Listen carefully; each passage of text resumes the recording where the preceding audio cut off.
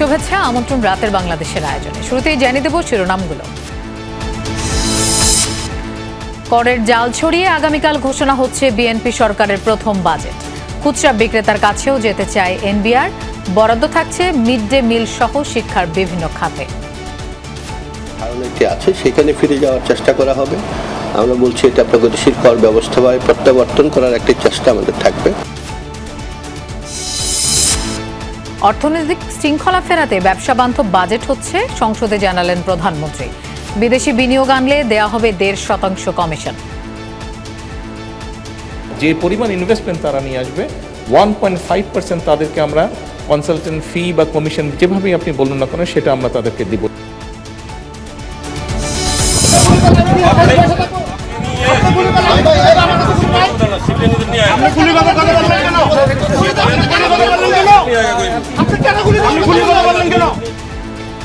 জামালপুরে বিএসএফ এর পুশিন চেষ্টায় শক্ত অবস্থান বিজিবি সদস্যের। টহল জোরদার হলেও আতঙ্ক কাটেনি স্থানীয়দের।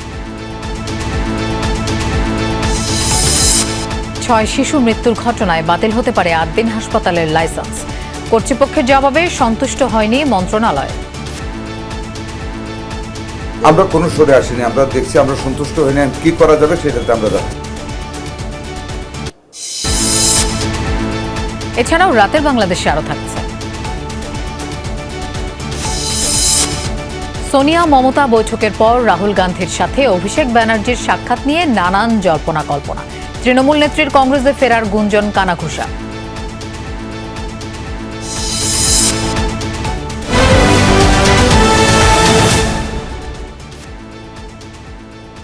এতক্ষণ শিরোনাম দেখছিলেন, আপনাদের সঙ্গে থাকছি আমি মৌসুমী আহমেদ লোপা। কাল বিকেলে জাতীয় সংসদে আগামী অর্থ বছরের বাজেট পেশ করবেন অর্থমন্ত্রী আমির খসরু মাহমুদ চৌধুরী। বিএনপি সরকারের প্রথম বাজেট এটি। 9,38,000 কোটি টাকার বাজেট প্রণয়নের পরিকল্পনা করেছে সরকার। যতটুকু সুযোগ ছিল ব্যবহার করা হয়েছে তার সর্বোচ্চটুকু। কর ছাড় যেমন আছে তেমনি কৌশলে ছড়িয়ে দেয়া হয়েছে করজাল। বড় বাজেটের অর্থের চাপ সামাল দিতে রাজস্ব আহরণে শহর থেকে গ্রাম সব দিকেই থাকবে সরকারের চোখ। এনবিআরকে সংগ্রহ করতে হবে 6 লাখ কোটি টাকার বেশি। তবে রাজস্ব আদায়ে অতীত অভিজ্ঞতা সুখকর নয়। বিশ্লেষকরা বলছেন সংস্কার ছাড়া বিশাল রাজস্ব লক্ষ্য অর্জন অসম্ভব। রিমন রহমানের রিপোর্ট।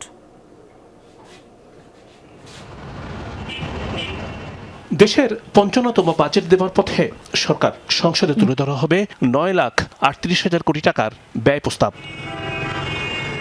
এনবিআরকেই সামলাতে হবে ব্যয়ের চাপ। কর ব্যবস্থাপনায় নানামুখী প্রচেষ্টার কথা তুলে ধরবেন অর্থমন্ত্রী। সারা দেশের খুচরা বিক্রেতাদের কাছে যেতে চায় এনবিআর। সরবরাহ ব্যবস্থায় দেয়া হবে অগ্রিম কর। সরকার মনে করে 1,000 টাকায় এই কর দাঁড়াতে পারে মাত্র 2 টাকা। স্টুডেন্ট নো ফিলস অ্যাকাউন্ট ছাড়া যে কোনো ব্যক্তির ব্যাংক অ্যাকাউন্ট খোলার ক্ষেত্রে লাগবে টিআইএন। ব্যক্তির ব্যাংক অ্যাকাউন্ট, জাতীয় পরিচয়পত্র, ইউটিলিটি সহ সব তথ্য ডাটাবেজে নেবে এনবিআর। অ্যাডভান্স ট্যাক্স হিসাবে একটা সিস্টেম আছে, সেটিকে আমরা অনেক ক্ষেত্রে মিনিমাম ট্যাক্সের আওতায় নিয়ে গেছি। এটি একটি ডেভিয়েশন আমরা মনে করি, সেখান থেকে আমরা বেরিয়ে আসার চেষ্টা করছি। প্রগতিশীল ধারণাটি আছে সেখানে ফিরে যাওয়ার চেষ্টা করা হবে। আমরা বলছি এটা প্রগতিশীল কর ব্যবস্থায় প্রত্যাবর্তন করার একটি চেষ্টা আমাদের থাকবে। ব্যক্তির করমুক্ত আয়সীমার ক্ষেত্রে নারী, প্রতিবন্ধী, যুদ্ধাহত মুক্তিযোদ্ধা, জুলাই যোদ্ধা এবং তৃতীয় লিঙ্গের ব্যক্তিদের ছাড় দেবে এনবিআর। তবে করমুক্ত আয়সীমায় আগের 1 লাখ টাকার 5% কর দেবার ধাপটি তুলে দেওয়া হচ্ছে। এতে ব্যয়ের চাপে পড়বে মধ্যবিত্ত শ্রেণীর মানুষ। কাস্টমসে অনেকটা ভালো চিত্র আমরা দেখি, কিন্তু ওখানে আবার বেশ কিছু ডিস্টোরশনস আছে। এই যে সাপ্লিমেন্টারি ডিউটি অনেক, এটা সব ক্ষেত্রে সাপ্লিমেন্টারি এত হলে তো হবে না, এটা কমাতে হবে। কোম্পানি, ফার্ম, ট্রাস্ট, ব্যক্তি সংঘের 5 বছরের কর হার ঠিক করেছে NBR. Public traded company, bank, বীমা, আর্থিক প্রতিষ্ঠান, তামাক কোম্পানির আয়কর হবে 22.5 থেকে সর্বোচ্চ 45% পর্যন্ত। এছাড়া মোবাইল ফোন অপারেটর, ব্যক্তি সংঘ, সমবায় সমিতি, বেসরকারি বিশ্ববিদ্যালয়, মেডিকেল কলেজ, ডেন্টাল, ইঞ্জিনিয়ারিং কলেজকে দিতে হবে 10 থেকে 45% আয়কর। শিক্ষা ব্যবস্থার নানা ক্ষেত্রে বরাদ্দ রাখতে চায় সরকার। সেক্ষেত্রে মিড ডে মিল চালু, ওয়ান টিচার ওয়ান ট্যাব, তৃতীয় ভাষা শিক্ষার জন্য রাখা হতে পারে বরাদ্দ। এসএমই উদ্যোক্তাদের 50 লাখ টাকা পর্যন্ত টার্নওভার করমুক্ত রাখার প্রস্তাব রাখতে পারেন অর্থমন্ত্রী। ইতিহাসের সবচেয়ে বড় বাজেট দেবার পথে সরকার। তবে এই বাজেট বাস্তবায়ন করার ক্ষেত্রে সবচেয়ে বড় দুশ্চিন্তার নাম অর্থায়ন। সরকার সারা দেশে করজাল বেচাতে চায় রাজস্ব আহরণের জন্য, কিন্তু বিশ্লেষকদের মত সংস্কার ছাড়া এত বড় রাজস্ব লক্ষ্য অর্জন কঠিন হবে। রিমন রহমান, যমুনা নিউজ, ঢাকা। ব্যাংক হিসাব খুলতে লাগবে ব্যক্তির কর শনাক্তকরণ নম্বর বা টিআইএন। প্রস্তাবিত বাজেটে এমন শর্ত যুক্ত করার প্রস্তাব দিতে পারেন অর্থমন্ত্রী। রাজস্ব আয় বাড়াতেই এই উদ্যোগ নেওয়া হতে পারে, তবে এটাকে ক্যাশলেস সমাজ গঠন নীতির পরিপন্থী মনে করছেন বিশ্লেষকরা। তারা বলছেন এতে ব্যাংক বিমুখ হতে পারেন অনেকেই। 9,38,000 কোটি টাকার বাজেটে রাজস্ব আদায়ের লক্ষ্য ঠিক করা হয়েছে প্রায় 7 লাখ কোটি টাকা। বিশাল অঙ্কের এ রাজস্ব আদায়ের লক্ষ্য পূরণে নতুন নতুন উৎসের সন্ধানে সরকার। এরই অংশ হিসেবে ব্যাংক হিসাব খোলা এবং বিদ্যমান হিসাব সচল রাখতে টিআইএন যুক্ত করা বাধ্যতামূলক করতে যাচ্ছে এনবিআর। অবশ্য শিক্ষার্থী, ভাতাভোগী এবং কর অব্যাহতিপ্রাপ্তরা এর বাইরে থাকবেন। ব্যাংকার ও অর্থনীতিবিদদের আশঙ্কা, সরকারের এ উদ্যোগে নেতিবাচক প্রভাব পড়তে পারে ব্যাংক ব্যবস্থায়। ব্যাংকের বাইরে নগদ লেনদেনে উৎসাহিত হতে পারেন গ্রাহকরা। অবভিয়াসলি বিমুখ হবে এবং যারা এক্সিস্টিং আছে এরাও আস্তে আস্তে এটাকে কমিয়ে রাখবে, এবং যাদের হাই ট্রানজ্যাকশনস আছে তারা তখন মনে করবে যে আমার ট্রানজ্যাকশনসকে ফলো করা হচ্ছে, তাহলে ক্যাশ ট্রানজ্যাকশনস, আমরা ক্যাশলেস সোসাইটির কথা বলছি, এইটাতে আরও আপনার নেগেটিভ ইম্প্যাক্ট করবে। তো আমরা সবসময় স্ট্রেট লাইনে না দেখে আমাদেরকে আরেকটু কৌশলী লাইনে, স্ট্র্যাটেজিক লাইনে আমরা এই জিনিসটাকে। টিআইএনের বিষয়টা হলো এটা একেবারে আবার ট্যাক্সের সাথে জড়িত। তো আমাদের দেশে এমনিতেই অনেক মানুষ এখনও ট্যাক্স বেইজের বাইরে, ট্যাক্সের আওতার বাইরে, তারা ভয় পায় ট্যাক্সের আওতায় আসলে তাদের হ্যারাসমেন্ট হবে, বিশেষ করে স্মল বিজনেস, ক্ষুদ্র বিজনেস যারা, micro entrepreneurs. Formal financial services, formal financial অ্যাকাউন্টসে যুক্ত করার পথে যদি টিআইএনটা ভয়ের কারণ হয়ে যায়, বিশেষ করে ছোট আয়ের ছোট ব্যবসায়ীদের, তাহলে কিন্তু ওই ক্যাশলেস ট্রানজ্যাকশনের দিকে ট্রানজিশন, সেই পথটাও আরও দীর্ঘতর হয়ে যাবে। 2026-27 অর্থ বছরের বাজেটে ব্যাংক আমানতের উপর কিছুটা ছাড় দেওয়া হতে পারে আবগারি শুল্কে। বর্তমানে 3 লাখ টাকার আমানতের উপর শুল্ক নেই। আগামী বাজেটে এর পরিমাণ বাড়িয়ে করা হতে পারে 5 লাখ টাকা। তবে পরের ধাপগুলোতে শুল্কের পরিমাণ অপরিবর্তিত থাকতে পারে। যদিও ব্যাংকার ও বিশ্লেষকরা বলছেন মুনাফায় উৎসে কর কাটা হচ্ছে, তাই মূল আমানতের উপর কোনো শুল্ক আরোপ করা ঠিক নয়। সবকিছু এই ব্যাংক অ্যাকাউন্টের উপরে চাপিয়ে দিলে আসলে কিন্তু কাস্টমাররা নিরুৎসাহিত হবে। কোনো ধরনের কোনো সন্দেহ নাই যে এই ব্যাংকের ট্রানজ্যাকশনসের এটা টাকাটা কম হবে। মানুষ ব্যাংকের থ্রু দিয়ে টাকার আউট কম করবে, এবং আগে কখনো মানুষ চিন্তা করতো না যে আমি ব্যাংকে কত টাকা এফডিআর করলে বা কত হলে কত ট্যাক্স হবে। এখন কিন্তু সবাই ওই ভেঙে এফডিআর করতেছে, যাতে করে ওই ট্যাক্স ল্যাবে না পড়ে। লাভটা কি হচ্ছে? প্রিন্সিপাল তো ইনকাম না, নতুন ইনকাম না, ইন্টারেস্টটা হলো নতুন ইনকাম, সেটার উপর ট্যাক্স বসানো ঠিক আছে। বেসিক প্রিন্সিপাল যেটা ডিপোজিটে থাকে, ডিপোজিট অ্যাকাউন্টে, সেটার উপর ট্যাক্স দিতে গেলে মানুষ আসলে টাকা ডিপোজিট অ্যাকাউন্টে রাখতে চাইবে না। বিশেষ করে ক্ষুদ্র আয়ের মানুষ, ক্ষুদ্র সেভার্স যারা আছে, তারা তখন নিরুৎসাহিত হয়ে যাবে, তখন মানি আউটসাইড দ্য ব্যাংক বেড়ে যাবে অ্যাকাউন্ট থাকলেও। আবগারি শুল্ক থেকে সরকার ব্যাংক ব্যবস্থার মাধ্যমে বছরে প্রায় 6,000 কোটি টাকার রাজস্ব আদায় করে। টাকা সেভ করতে আগ্রহী হয় মানুষ, সেটা এনকারেজ করার জন্য এই আবগারি শুল্কটা আসলে আইদার কমায় দেওয়া বা একেবারে তুলে নেওয়া যেতে পারে। আলমগীর হোসেন, যমুনা নিউজ, ঢাকা। অর্থনৈতিক শৃঙ্খলা ফিরিয়ে আনা এবং ব্যবসা বান্ধব পরিবেশ গড়ে তুলতে এবারের বাজেটে ব্যবস্থা রাখা হয়েছে। সংসদ অধিবেশনে এমনটা জানালেন প্রধানমন্ত্রী তারেক রহমান। তিনি জানান, বিদেশি বিনিয়োগ আনতে পারলে 1.5% কমিশন দেবে সরকার। শুধু তাই নয়, ব্যবসায়ীদের দেয়া হবে 9% সুদে ঋণ। প্রধানমন্ত্রী কর্তৃক উত্তরদানের দেশকে গড়ে তুলতে হলে অর্থনৈতিক শৃঙ্খলা ফেরানোর বিকল্প নেই। সংসদ অধিবেশনের প্রশ্নোত্তর পর্বে এমন জবাব দেন প্রধানমন্ত্রী তারেক রহমান। বলেন, 55তম বাজেটে ব্যবসা বান্ধব পরিবেশ গড়ে তুলতে রাখা হয়েছে নানা পদক্ষেপ। দেশে যারা ব্যবসায়ী আছেন তাদেরকে, সেটি বিভিন্ন ধরনের ব্যবসায়ী হতে পারেন, ট্রেডারও হতে পারেন, অথবা ইন্ডাস্ট্রিয়ালিস্টও হতে পারেন, যেই হন না কেন, প্রত্যেকের জন্য এমন সুবিধা তৈরি করা যেখানে মাননীয় স্পিকার তারা সুন্দরভাবে ব্যবসা করতে পারে, কর্মসংস্থানের ব্যবস্থা করতে পারে। সেইভাবেই আমরা চেষ্টা করছি এবারকার বাজেটটি তৈরি করতে। দেশীয় ও বিদেশি বিনিয়োগকারীদের আকৃষ্ট করতে সরকারের নানান উদ্যোগ তুলে ধরেন সরকার প্রধান। জানান, বিদেশ থেকে বিনিয়োগ আনলে কমিশনের ব্যবস্থা রাখা হয়েছে। যে পরিমাণ ইনভেস্টমেন্ট তারা নিয়ে আসবে 1.5% তাদেরকে আমরা কনসালটেন্ট ফি বা কমিশন যেভাবেই আপনি বলুন না কেন সেটা আমরা তাদেরকে দিব, ইনসেন্টিভ তাদেরকে আমরা দিব। বিভিন্ন জায়গায় সরকারের শূন্য পদগুলোয় শিগগিরই নিয়োগ প্রক্রিয়া শুরু হবে, এমনটাও জানান প্রধানমন্ত্রী। বলেন এরই মধ্যে 5 লাখ সরকারি কর্মচারীর নিয়োগ প্রক্রিয়াধীন।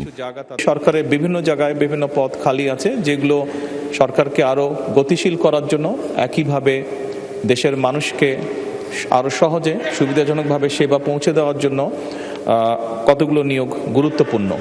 সরকার অত্যন্ত গুরুত্বের সাথে এই বিষয়টি পর্যালোচনা করছে এবং যত দ্রুত সম্ভব আমরা এই পদগুলোতে নিয়োগ প্রক্রিয়া শুরু করব ইনশাআল্লাহ। সংরক্ষিত নারী সদস্যদের দায়িত্ব দেওয়ার প্রশ্নে সংসদ নেতা বলেন, সরকার দলীয় সদস্যরা নিজ এলাকায় যেভাবে উন্নয়ন কাজ করবেন, বিরোধী দলের সদস্যরাও পাবেন সম সুযোগ ও বরাদ্দ। আপনার নির্বাচনী এলাকায় একজন জনপ্রতিনিধি হিসাবে আপনার সম্পূর্ণ হক আছে যে আপনি আপনার এলাকার নির্বাচন উন্নয়নের ব্যাপারে কিভাবে ভূমিকা রাখতে চান। যেহেতু এই সংসদ এই নারী নেতৃবৃন্দকে বা নারী সংসদ সদস্যদেরকে নির্বাচিত করেছে, খুব স্বাভাবিকভাবেই তাদেরও একই রকমভাবে হক আছে। সংসদকে প্রধানমন্ত্রী জানান, প্রশাসনে জবাবদিহিতা নিশ্চিতে প্রয়োজনীয় সব উদ্যোগ গ্রহণ করতে চায় সরকার। তাছাড়া প্রশাসনিক দপ্তরে সাধারণ মানুষকে হয়রানিমুক্ত সেবা প্রদানেও দেয়া হয়েছে কঠোর নির্দেশনা। জানান, জনগণের নিরাপত্তা নিশ্চিতে আইন শৃঙ্খলা পরিস্থিতি নিয়ন্ত্রণে আনতেও তৎপর সরকার। সরকার জনগণের কাছে জবাবদিহি করতে বাধ্য। আখলাকুস সাফা, যমুনা নিউজ, ঢাকা। এবারের বাজেট হবে জনবান্ধব, এমনটাই জানিয়েছেন চিফ হুইপ নুরুল ইসলাম মনি। রাতে সংসদ অধিবেশন শেষে তিনি বলেন, দরিদ্র শ্রেণীর জন্য বেশি সহায়ক হবে এবারের বাজেট। এবার কালো টাকা সাদা করার সুযোগ নেই বলে উল্লেখ করেন চিফ হুইপ। কালো টাকা সাদা করা হবে না তার সিদ্ধান্তই তারেক রহমানের সরকার নিয়েছে, এই প্রথম। আমরা চেষ্টা করব আগামী 5 বছরের মধ্যে আমরা যাতে এই দেশে গরিব মানুষ না থাকে এবং মানুষ স্বাবলম্বী হয়, মানুষ যেন অর্থায়িত হয় এবং ক্ষমতায়িত হয়, সেই কাজটা করার চেষ্টা করব। সর্বোপরি মানুষের যেন এই দেশে বাংলাদেশে গণতান্ত্রিক হতে পারে এবং গণতান্ত্রিক প্রাতিষ্ঠানিক রূপ পায়। দেশের অর্থনীতিতে স্বস্তি ফেরাতে কাজ করছে সরকার, এই জন্য সবাইকে ধৈর্য ধরার আহ্বান জানিয়েছেন বিএনপি মহাসচিব ও স্থানীয় সরকার মন্ত্রী মির্জা ফখরুল ইসলাম আলমগীর। রাতে গুলশানে বিএনপির চেয়ারম্যানের রাজনৈতিক কার্যালয়ে নৃগোষ্ঠীর প্রতিনিধিদের সাথে এক মতবিনিময় সভায় একথা বলেন তিনি। মন্ত্রী বলেন, দেশের অর্থনৈতিক অবস্থা ভালো নয়, মুদ্রাস্ফীতির কারণে বাড়ছে জিনিসপত্রের দাম, বিনিয়োগ না আসায় কর্মসংস্থানও বাড়ানো যাচ্ছে না বলেন বিএনপি মহাসচিব। তবে বিভিন্ন নৃগোষ্ঠীদের উন্নয়নে দীর্ঘমেয়াদী পরিকল্পনা নিয়ে কাজ করছে সরকার। একই সাথে সব সম্প্রদায়ের মানুষের জীবনমান উন্নয়ন এবং কর্মসংস্থানের সুযোগ সৃষ্টিতে প্রয়োজনীয় উদ্যোগ নেওয়া হচ্ছে বলে জানান মির্জা ফখরুল ইসলাম আলমগীর। এখন আমাদেরকে খুব ধৈর্য ধরে এগিয়ে যেতে হবে। অর্থনৈতিক অবস্থা দেশের খুব ভালো না, আপনারা দেখেছেন যে আপনার মূল্যস্ফীতি বাড়ছে, জিনিসপত্রের দাম বাড়ছে, আপনার এখনও আমরা সেইভাবে বিনিয়োগ করতে পারছি না যাতে করে আমাদের কর্মসংস্থান বাড়বে। এগুলো শুরু হয়েছে এবং আশা করি সেগুলো আপনার আস্তে আস্তে মোমেন্টাম বাড়বে। জামালপুর ও সাতক্ষীরার সীমান্তে বিএসএফের পুশিনের চেষ্টা অব্যাহত, তবে তা প্রতিরোধ করেছে বিজিবি।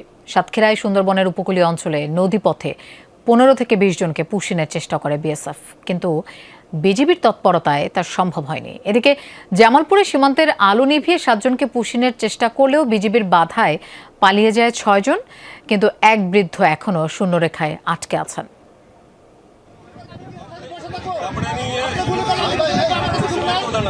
সীমান্তে পুশিনকে কেন্দ্র করে বিএসএফ এর সাথে বিজিবির উত্তপ্ত বাক্য বিনিময়।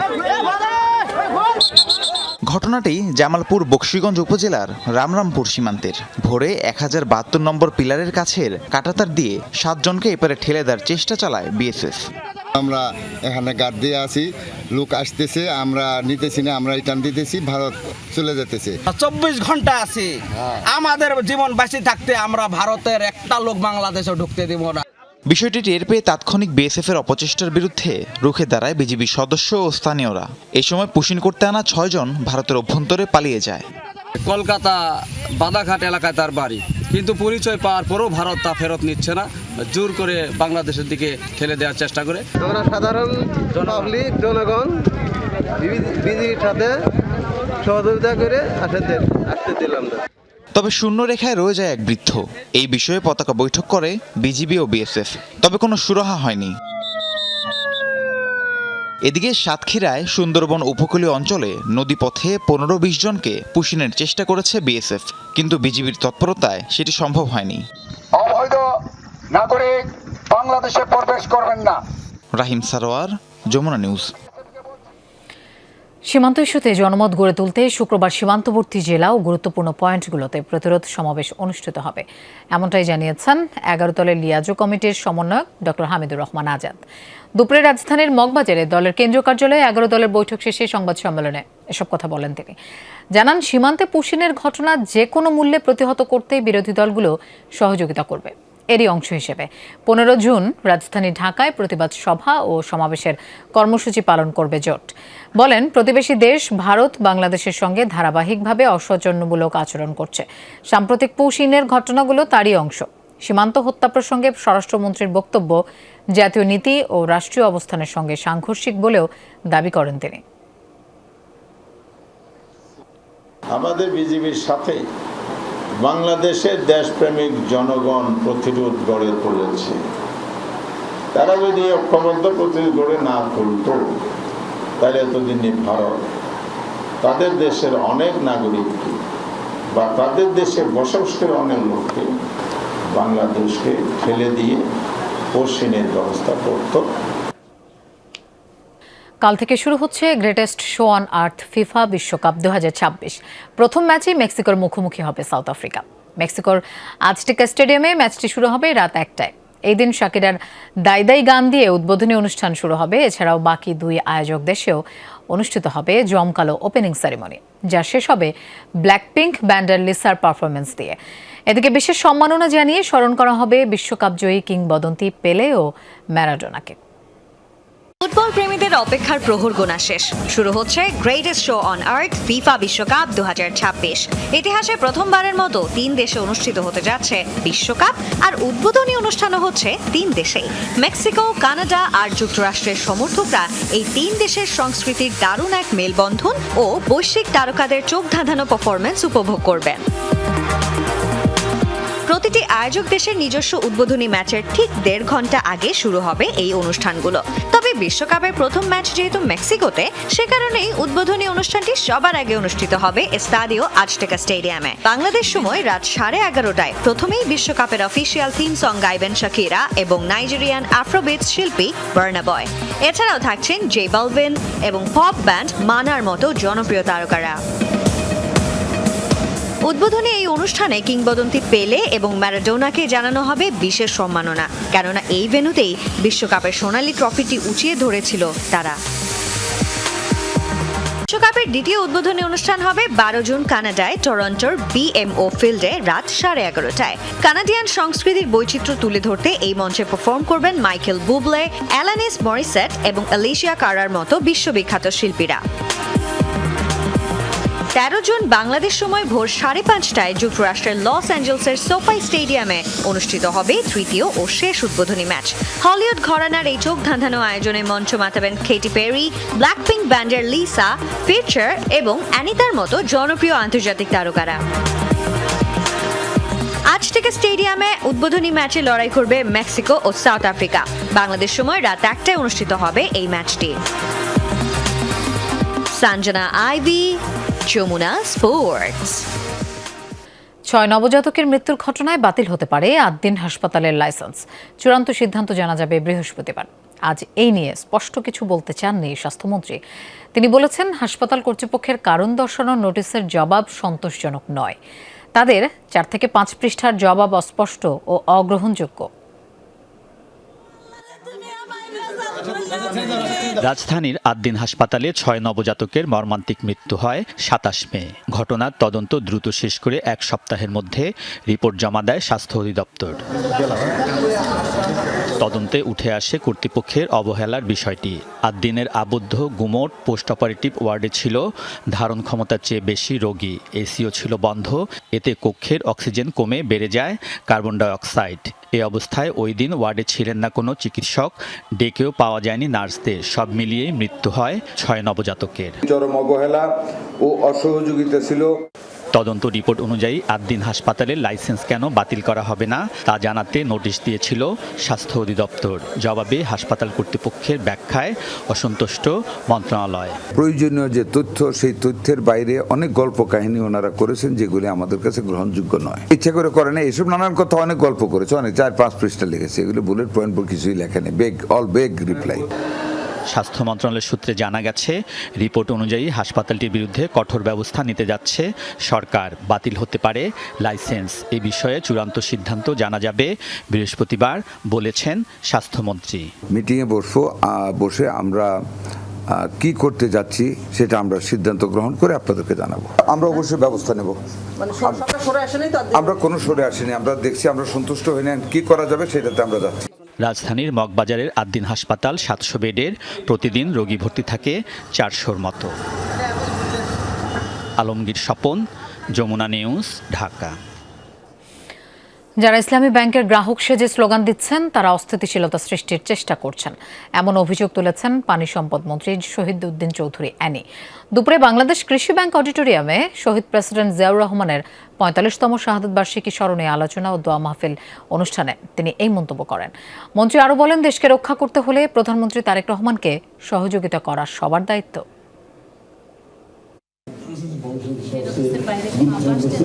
শহীদ প্রেসিডেন্ট জিয়াউর রহমানের 45তম শাহাদাত বার্ষিকী স্মরণে বাংলাদেশ কৃষি ব্যাংক এমপ্লয়িজ ইউনিয়নের আলোচনা ও দোয়া মাহফিল। অংশ নেন ব্যাংকের চেয়ারম্যান, ব্যবস্থাপনা পরিচালক, বিভিন্ন স্তরের কর্মকর্তা, জাতীয়তাবাদী কৃষক দল, শ্রমিক দল সহ ইউনিয়ন নেতারা। বাংলাদেশের ইতিহাসে জিয়াউর রহমানের ভূমিকা এবং কৃষি বিপ্লবে তার অনন্য অবদান তুলে ধরেন বক্তারা। একই সাথে স্বনির্ভর ও কৃষিভিত্তিক বাংলাদেশ গঠনে প্রধানমন্ত্রী তারেক রহমানের উদ্যোগের কথাও বলেন।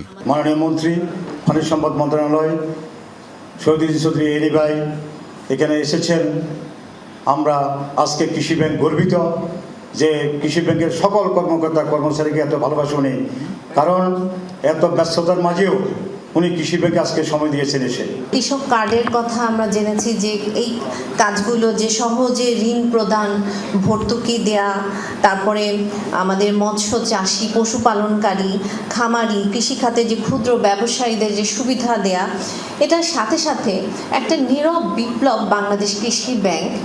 প্রধান অতিথির বক্তব্যে পানি সম্পদ মন্ত্রী বলেন, গ্রামীণ অর্থনীতিকে চাঙ্গা করতে প্রেসিডেন্ট জিয়াউর রহমানের ছিল অনন্য অবদান। দীর্ঘদিন খাল খনন প্রকল্প চালু না থাকায় বাংলাদেশের অনেক ক্ষতি হয়েছে উল্লেখ করে তিনি বলেন, বিগত সরকার প্রকল্পটি চালিয়ে গেলে স্বনির্ভর বাংলাদেশ গড়া সম্ভব হতো। যদি ওই সময়ে আগে পরে অনেকগুলা সরকার তারা যদি খাল খনন প্রক্রিয়াটাকে, কর্মসূচিটাকে প্রায়োরিটি দিতেন, এই কর্মসূচির মাধ্যমেই বাংলাদেশে একটা স্বনির্ভর বাংলাদেশ গড়ে তোলাকে সামনে রেখেই নিজের পায়ে নিজে দাঁড়ানো, সেটি হয়তোবা ওই টার্গেটটা ফুলফিল হতো। ইসলামী ব্যাংকের গ্রাহক সেজে একটি পক্ষ অস্থিতিশীলতা সৃষ্টি করছে, এমন অভিযোগ তার। মন্ত্রী বলেন, ক্ষমতার জন্য বিরোধিতা না করে আরও ধৈর্যশীল হতে হবে বিরোধী দলকে। খুব পজিটিভ বিরোধী দল হওয়া উচিত। বিরোধিতার জন্য, ক্ষমতার জন্য, পাওয়ারের জন্য বিরোধী দল হবেন না। জনাব তারেক রহমানকে সহযোগিতা করা আমার এবং আপনার দায়িত্বের মধ্যে পড়ে, কারণ এই দেশটাকে রক্ষা করতে হবে। আলোর মুখ দেখাতে হলে 3 মাস এনাফ নয়, 3.5 মাস এনাফ নয়। এই জন্য বিরোধী দলকে বলছি, ধৈর্য ধরুন, অপেক্ষা করুন। পরে দোয়া ও মোনাজাতের মাধ্যমে অনুষ্ঠানের সমাপ্তি টানা হয়। শওকত মঞ্জুর শান্ত, যমুনা নিউজ, ঢাকা। এ মাসেই জাসদ সভাপতি হাসানুল হক ইনু ও আওয়ামী লীগের যুগ্ম সাধারণ সম্পাদক মাহবুবুল আলম হানিফের মামলার রায় ঘোষণার আশা করছেন আন্তর্জাতিক অপরাধ ট্রাইব্যুনালের চিফ প্রসিকিউটর আমিনুল ইসলাম। আজ নিজ কার্যালয়ে একথা জানান তিনি। বলেন, এই দুজনেরই কুষ্টিয়ায় সংঘটিত হত্যাযজ্ঞে সংশ্লিষ্টতা ছিল। এছাড়া শেখ হাসিনার নির্দেশনা সব সিদ্ধান্তের সহযোগী ছিল বলেও দাবি করেন চিফ প্রসিকিউটর। এই দুইজনই তাদের সুপিরিয়র কমন রেসপন্সিবিলিটি ছিল। তারা কেন্দ্রীয়ভাবে শেখ হাসিনার নির্দেশনা, শেখ হাসিনার সকল সিদ্ধান্তের সাথে তারা সহযোগী ছিলেন। 3টি চার্জ সন্দেহাতীতভাবে প্রমাণিত হওয়ার কারণে আমরা দুইজনেরই সর্বোচ্চ শাস্তি দাবি করেছি। দুইজনেরই রায়টা আমাদের চলতি মাসের মধ্যেই আমরা পাবো বলে আশা করছি।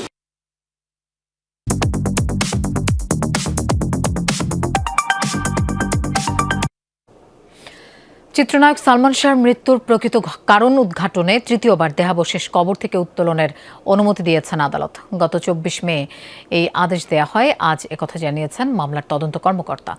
পাশাপাশি সুরতহাল প্রতিবেদন প্রস্তুত এবং পুনরায় ময়নাতদন্ত সম্পন্ন করার অনুমতি দিয়েছেন বিচারক। মামলার তদন্তকারী কর্মকর্তার আবেদনের পর ঢাকা মেট্রোপলিটন ম্যাজিস্ট্রেট জুয়েল রানা গত 24 মে এসব আদেশ দেন।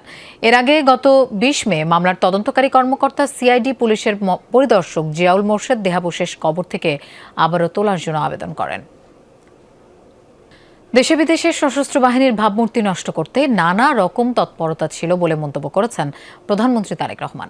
সকালে সেনাকুঞ্জে আন্তর্জাতিক জাতিসংঘ শান্তিরক্ষী দিবসের অনুষ্ঠানে এই মন্তব্য করেন তিনি। বলেন, 2009 সালে সশস্ত্র বাহিনীর উপর সর্বগ্রাসী আঘাত এসেছিল।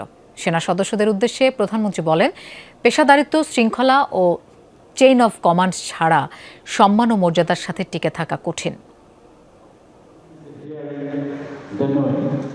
অনুষ্ঠিত হলো আন্তর্জাতিক জাতিসংঘ শান্তিরক্ষী দিবস 2026। সেনাকুঞ্জে এই দিবসের আয়োজনে প্রধান অতিথি ছিলেন সরকার প্রধান তারেক রহমান। শুরুতেই সাহসী শান্তিরক্ষীদের গভীর শ্রদ্ধা ভরে স্মরণ করেন প্রধানমন্ত্রী। জানান, 1988 থেকে এ পর্যন্ত বাংলাদেশের 175 জন শান্তিরক্ষী শহীদ হয়েছেন। এ সময় 6 শহীদের পরিবার এবং 7 জন আহত শান্তিরক্ষীকে সম্মাননা তুলে দেন তারেক রহমান। প্রধানমন্ত্রী বলেন, নানা প্রেক্ষাপটে দেশের সশস্ত্র বাহিনীকে নিয়ে কিছু অপতৎপরতা বিভিন্ন সময়ে জনমনে বিভ্রান্তি তৈরির কারণ হয়েছে। দেশে বিদেশে সশস্ত্র বাহিনীর ইমেজ নষ্ট করতে নানা রকম তৎপরতাও বিদ্যমান ছিল বলে উল্লেখ করেন তিনি। দেশে বিদেশে সশস্ত্র বাহিনীর ইমেজ বিনষ্ট করতে নানা রকম তৎপরতাও আমরা লক্ষ্য করেছি। সমস্ত ষড়যন্ত্র মোকাবেলা করে 1975-এর 7ই নভেম্বর স্বাধীনতার ঘোষকের নেতৃত্বে সেনাবাহিনী ঐক্যবদ্ধভাবে ঘুরে দাঁড়িয়েছিল। এরপরও বিভিন্ন সময় নানা রকম ঘটনায় সশস্ত্র বাহিনীর ঐক্য বিনষ্টের তৎপরতা চললেও 2009 সালের ফেব্রুয়ারি মাসে সশস্ত্র বাহিনীর উপরে সর্বগ্রাসী আঘাতটি এসেছিল। সরকার প্রধান বলেন, অতীত থেকে শিক্ষা নিয়ে ফ্যাসিবাদ মুক্ত বাংলাদেশে প্রতিটি রাষ্ট্রীয় ও সাংবিধানিক প্রতিষ্ঠানের সামনে স্বমহিমায় নিজেদের প্রতিষ্ঠিত করার সুযোগ এসেছে। শুধু অতীত চর্চা নয়, বরং অতীত থেকে শিক্ষা নিয়ে ফ্যাসিবাদ মুক্ত বাংলাদেশে বর্তমানে প্রতিটি রাষ্ট্র এবং সাংবিধানিক প্রতিষ্ঠানের সামনে স্বমহিমায় নিজেদেরকে প্রতিষ্ঠিত করার সুযোগ সৃষ্টি হয়েছে। বর্তমান বিশ্ব একটি জটিল পরিস্থিতির মধ্য দিয়ে যাচ্ছে মন্তব্য করেন তারেক রহমান। বলেন, পরিবর্তিত ভূ রাজনৈতিক সমীকরণ ও প্রযুক্তির দ্রুত বিবর্তনে জাতিসংঘ শান্তিরক্ষা মিশনের চ্যালেঞ্জগুলো এখন অনেক বেশি ঝুঁকিপূর্ণ। প্রথাগত যুদ্ধের পাশাপাশি এখন সাইবার যুদ্ধ, কৃত্রিম বুদ্ধিমত্তার অপব্যবহার, মিডিয়া অপপ্রচার এবং জলবায়ু পরিবর্তনের ফলে সৃষ্ট নিরাপত্তা সংকট বিশ্ব শান্তির নতুন অন্তরায়। তাই আমাদের ভবিষ্যতে মিশনগুলো হতে হবে আরও আধুনিক, দূরদর্শী এবং প্রযুক্তি নির্ভর। প্রধানমন্ত্রী বলেন, জাতিসংঘ শান্তিরক্ষা বাহিনীতে পুরুষদের পাশাপাশি নারী সদস্যদের সক্রিয় অংশগ্রহণ নতুন মাত্রা যোগ করেছে। নারীদের এমন অংশগ্রহণ অব্যাহত থাকবে বলেও আশা প্রকাশ করেন সরকার প্রধান। নারী সদস্যদের সক্রিয় অংশগ্রহণ অবশ্যই এক নতুন মাত্রা যোগ করেছে। লামিয়া তিথি, যমুনা নিউজ, ঢাকা। পরিবেশের সুরক্ষা এবং দেশের বিভিন্ন সমস্যায় বৈজ্ঞানিক সমাধান বের করতে শিক্ষক শিক্ষার্থীরা বড় অবদান রাখতে পারেন, একথা বলেছেন জিয়াউর রহমান ফাউন্ডেশনের vice president doctor Zubaida Rahman. দুপুরে ঢাকা বিশ্ববিদ্যালয়ের কার্জন হলে মাসব্যাপী বৃক্ষরোপণ এবং ভবিষ্যৎ বিজ্ঞানের খোঁজে বিজ্ঞান মেলার উদ্বোধনী অনুষ্ঠানে এসব কথা বলেন তিনি। বিএনপির প্রতিষ্ঠাতা এবং সাবেক রাষ্ট্রপতি জিয়াউর রহমানের 45তম মৃত্যুবার্ষিকী স্মরণে এই আয়োজন ছিল। সেখানে ডাক্তার জুবাইদা রহমান বলেন, বৃক্ষরোপণ শুধু গতানুগতিক কর্মসূচির মধ্যে না রেখে জনগণের অংশগ্রহণে অর্থনৈতিক ও সামাজিকভাবে সবুজ বিপ্লবে রূপ দেয়া যায়। অনগ্রসর দেশকে এগিয়ে নিতে বিজ্ঞান চর্চায় জোর দেওয়ার আহ্বান জানান ডাক্তার জুবাইদা রহমান। তিনি বলেন, বৈজ্ঞানিক আবিষ্কারের মাধ্যমে দেশের মানুষের বহু সমস্যার সমাধান করা সম্ভব। তিনি আরও বলেন, সব ক্ষেত্রে সুস্থ প্রতিযোগিতা সমাজে উজ্জ্বল সম্ভাবনার দুয়ার খুলবে।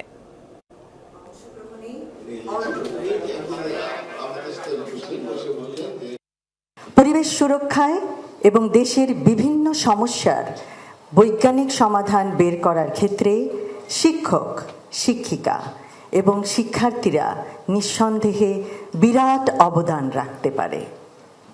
বর্তমান পৃথিবীকে আরও সুন্দর, বাসযোগ্য ও সবুজ করে রেখে যাব সবাই ভবিষ্যৎ প্রজন্মের জন্য, ইনশাআল্লাহ। শুধু ভাতা দেয়া মানে কল্যাণমুখী রাষ্ট্র নয়, এর সাথে মানুষের সার্বিক সক্ষমতা বাড়াতে অনেক কিছু প্রয়োজন। তবে কল্যাণমুখী রাষ্ট্রের প্রয়োজনীয় পূর্বশর্তের কিছুই দেশে নেই বলে মন্তব্য করেছেন সেন্টার ফর পলিসি ডায়ালগের নির্বাহী পরিচালক ডক্টর ফাহমিদা খাতুন। র্যাপিডের চেয়ারম্যান মোহাম্মদ রাজ্জাক বলেন, সরকার যদি সামাজিক সুরক্ষা কর্মসূচি ঠিকভাবে বাস্তবায়ন করতে পারে তাহলে 7% দারিদ্র্য কমানো সম্ভব।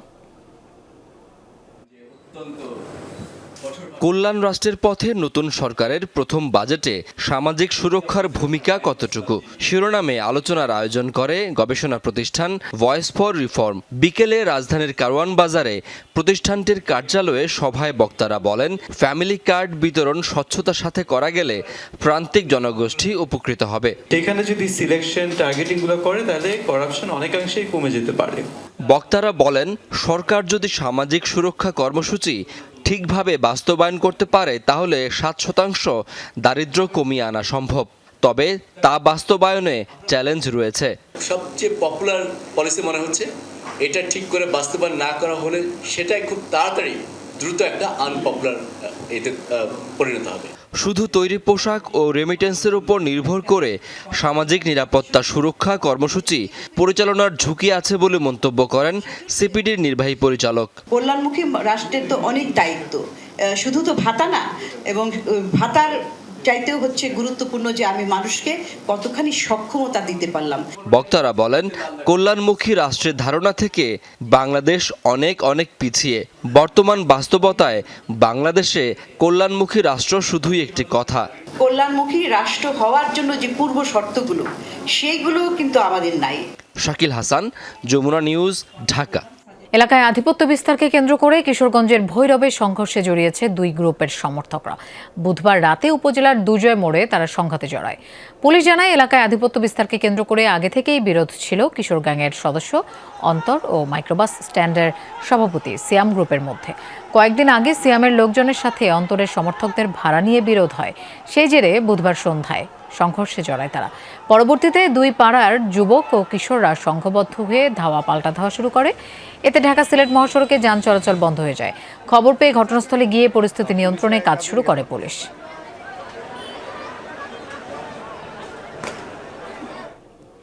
কুমিল্লায় হাইওয়ে পুলিশের উপর হামলা ও গাড়ি ভাঙচুরের ঘটনায় 19 জনকে আটক করেছে আইনশৃঙ্খলা রক্ষাকারী বাহিনী। বিকেলে এক সংবাদ সম্মেলনে এই তথ্য জানান পুলিশ সুপার। বলেন, মঙ্গলবার সকালে ঢাকা চট্টগ্রাম মহাসড়কে বুড়িচংয়ে কাজ করছিল হাইওয়ে পুলিশ। এ সময় উল্টো পথে আসা একটি ব্যাটারি চালিত অটোরিকশাকে জব্দ করা হয়।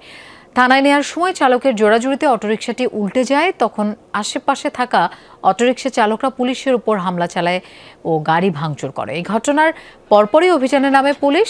সিসিটিভি ফুটেজ পর্যালোচনা করে 19 জনকে আটক করে।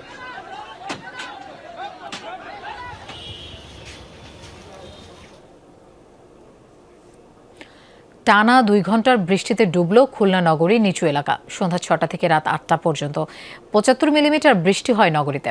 টানা বৃষ্টিতে নগরীর টুটপাড়া, রয়্যাল মোড়, বসুপাড়া সহ বিভিন্ন এলাকা তলিয়ে যায়। সড়কগুলো ডুবে থাকায় দুর্ভোগে পড়ে ঘরমুখ মানুষ। বেশ কিছু সড়কে জলাবদ্ধতার কারণে বন্ধ হয়ে যায় যান চলাচল। অনেক যানবাহন বিকল হতেও দেখা যায়। নগরবাসীর অভিযোগ, ড্রেনেজ ব্যবস্থা বেহাল থাকার কারণেই এমন ভোগান্তি। দ্রুত সমস্যা সমাধানের দাবি জানিয়েছেন তারা। বাংলাদেশ বার কাউন্সিলের আইনজীবী অন্তর্ভুক্তির লিখিত পরীক্ষার প্রথম রিভিউয়ের ফল বাতিলকে অবৈধ ঘোষণা করেছে হাইকোর্ট।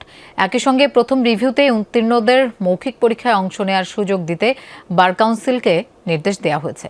বিচারপতি খিজির আহমেদ চৌধুরীর নেতৃত্বাধীন বেঞ্চ এই বিষয়ে করা রিট আবেদনে জারি করা রুল যথাযথ ঘোষণা করে রায় দেয়।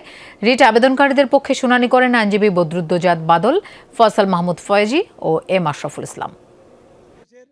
আইনগত বাংলাদেশ বার কাউন্সিলই একমাত্র দ্বিতীয় রিভিউয়ের নামে এদেরকে তাদের দরখাস্ত ছাড়া বার কাউন্সিল সুমোটো স্বীয় উদ্যোগে এই দ্বিতীয় রিভিউয়ের নামে এদের রেজাল্ট সব বাতিল করে দিয়ে এদেরকে ফেল করিয়ে দিয়েছিল, যেটা কোনো আইনেও নাই, বার কাউন্সিল অর্ডারেও নাই, কোনো বিধিতেও নাই। বাংলাদেশ ডেনিম এক্সপোর 20তম আসরে উদ্ভাবন ও টেকসই উৎপাদনের সক্ষমতা তুলে ধরেছে ভারতের ডেনিম উৎপাদনকারী প্রতিষ্ঠান তানধান ডেনিম। ঢাকার আইসিসিবিতে আয়োজিত এই প্রদর্শনীতে দ্রুত ডেলিভারি, নির্ভরযোগ্য সাপ্লাই চেইন এবং পরিবেশ বান্ধব উৎপাদন ব্যবস্থার বিষয়টি তুলে ধরে প্রতিষ্ঠানটি। তানধান ডেনিম জানায়, তাদের আধুনিক জিরো লিকুইড ডিসচার্জ প্ল্যান্টের মাধ্যমে প্রতিদিন প্রায় 10 লাখ লিটার পানি পুনর্ব্যবহার করা হচ্ছে। পাশাপাশি বাংলাদেশের তৈরি পোশাক শিল্পের সঙ্গে সম্পর্ক আরও জোরদার এবং টেকসই প্রবৃদ্ধির অঙ্গীকার পুনর্ব্যক্ত করেছে প্রতিষ্ঠানটি। কংগ্রেস নেতা রাহুল গান্ধীর সাথে তৃণমূল কংগ্রেসের সেক্রেটারি অভিষেক ব্যানার্জির বৈঠককে কেন্দ্র করে পশ্চিমবঙ্গের রাজনীতি নিয়ে সৃষ্টি হয়েছে নতুন ধোঁয়াশা। প্রশ্ন উঠেছে, তৃণমূল কংগ্রেস কি তবে বিলীন হতে চলেছে কংগ্রেসের কাছে? এর আগে এক টেবিলে বসেন মমতা ব্যানার্জি আর সোনিয়া গান্ধীও। এই পরিস্থিতিতে ভারতীয় গণমাধ্যম এবং দলীয় নেতারা বলছেন, এসব বৈঠকে মমতা ব্যানার্জির কংগ্রেসে যোগদান নিয়েও আলোচনা হয়ে থাকতে পারে। ভারতের রাজনীতিতে এখন আলোচনার কেন্দ্রে পশ্চিমবঙ্গের বিরোধী দল তৃণমূল কংগ্রেস।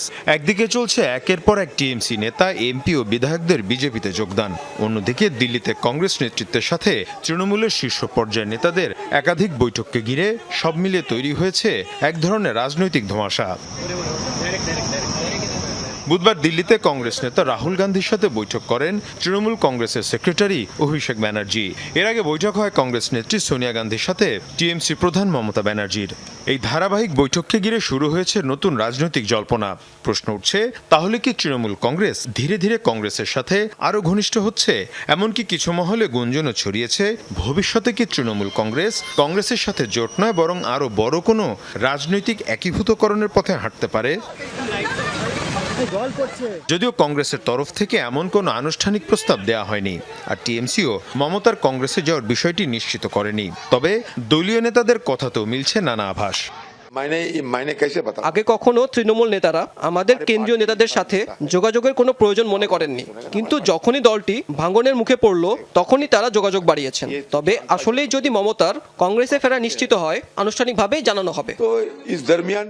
রাজনৈতিক বিশ্লেষকরা বলছেন, বিষয়টি এত সরল নয়। ভারতের বিরোধী রাজনীতিতে বিজেপির বিরুদ্ধে একক বৃহৎ ফ্রন্ট গড়ে তোলার আলোচনা বহুদিন ধরেই চলছে। সেই প্রেক্ষাপটে কংগ্রেস ও তৃণমূলের মধ্যে যোগাযোগ বা বৈঠক নতুন কিছু নয়।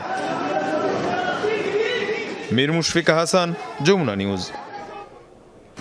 দর্শক, এই ছিল রাতের বাংলাদেশের আয়োজনের। এতক্ষণ সাথে থাকার জন্য ধন্যবাদ সবাইকে।